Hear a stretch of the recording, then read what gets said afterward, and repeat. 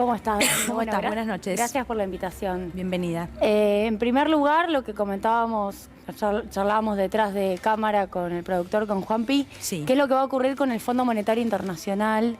Ahí es donde tenemos, quienes integramos Unión por la Patria, obviamente un desafío fundamental, lo viene planteando Cristina, lo ha planteado el propio Sergio Massa cuando dijo la semana pasada que el gasoducto fue una obra que significó discusión política fuerte con el Fondo Monetario Internacional ¿para qué? Para el gasto del primer semestre de 2023.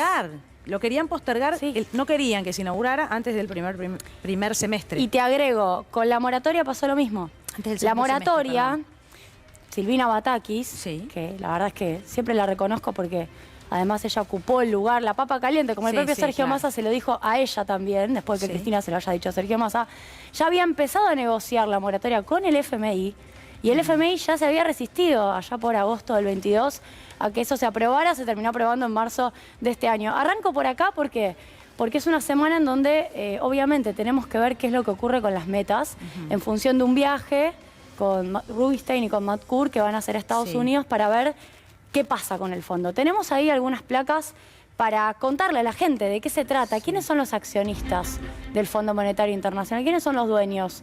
A mí siempre me pareció importante arrancar por acá, porque si no es muy abstracto. Parece que uno habla del FMI, es una entidad que no tiene nombre, no tiene apellido. Bueno, esto lo descargué hoy de la página web del fondo, con lo cual está actualizado. Estados Unidos tiene los votos del 16,5% del total. Sí, el poder de veto, importantísimo. Por ende, poder de veto. ¿Por qué poder de veto? Para decirlo fácil, porque el 85% es lo que se requiere para las mayorías relevantes. Si tenés 16,5 y decís que no llegás claro. al 85. Pero Julia, pará, porque más allá de los números hay algo que quiero preguntarte. Te escuchaba hablar de la intención del Fondo Monetario Internacional de postergar el gasoducto, no seguir poniendo plata en el gasoducto, más allá de que esto va a representar un ahorro de unos 1.700 millones primer semestre o más. Los números del CEPA, bueno, dijiste primer semestre, Primer anuales semestre, digo, nos de dan cerca de 2023. 4.000 millones Bueno, para el claro. 2024 Para de el año ahorro. próximo, 2.000 y 2.000 por semestre. El número es de 4.000, exacto. Pero claro, aunque ese dinero vaya después directo para el fondo, porque se va a volver, ¿no? De alguna manera. La pregunta Esa es la disputa, esa es la respecto discusión. de moratoria, mencionabas, y a Batakis, respecto de incremento de salarios. Porque la verdad que está del otro lado y está buenísimo el gasoducto, todo, pero la mirada está puesta en esa recomposición que parece ser necesaria. Bueno, Ahí también está poniendo el pie el fondo y no va a ser posible porque el fondo presiona. Hay una parte que en lo salarial, en la política de ingresos, hay una parte que es gasto público y otra parte que no.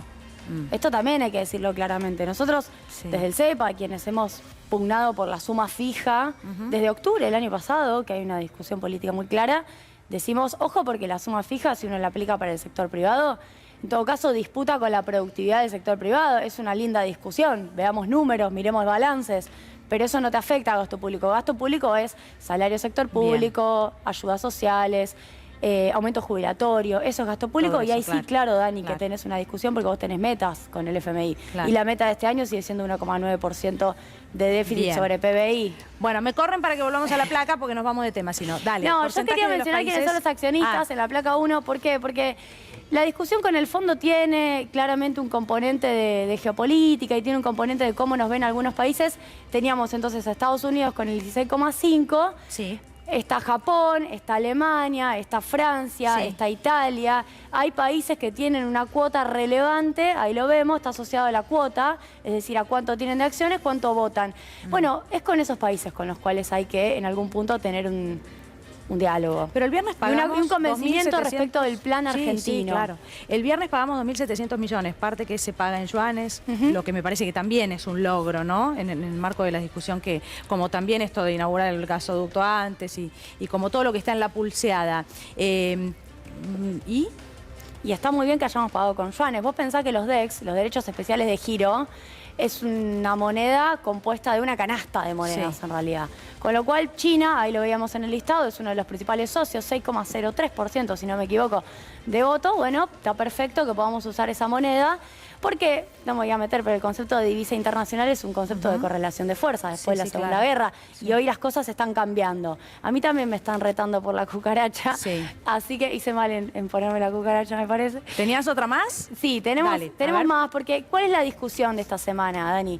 La meta de la quinta revisión, las metas de la quinta revisión, que es de marzo 2023. Sí. Eso no, esa es la placa 3, la anterior. Y la sexta revisión, que es ahora junio. ¿Cuál es la discusión de fondo? Fiscal y de dólares. Volvamos a mí, porque eso que estamos mostrando es lo que viene después. La discusión es fiscal y de dólares. El Fondo Monetario Internacional no reconoció, y esta es una discusión fuerte, que la sequía te afectó en términos fiscales.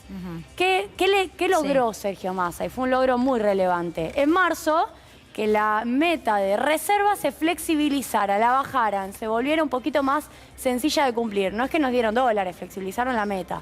Bueno, la sequía te afectó recaudación.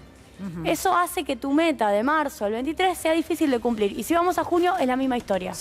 Y ahora sí, la última placa, permítanme, ¿qué es lo que tenemos que cuidar? ¿Cuál es la actividad que nos importa? ¿Por qué tenemos una discusión con el fondo que es a ver quién tuerce el brazo? Porque la industria está en su máximo de capacidad de los últimos 7 años, 68,9%. Tenemos 20 meses seguidos de empleo registrado, creado.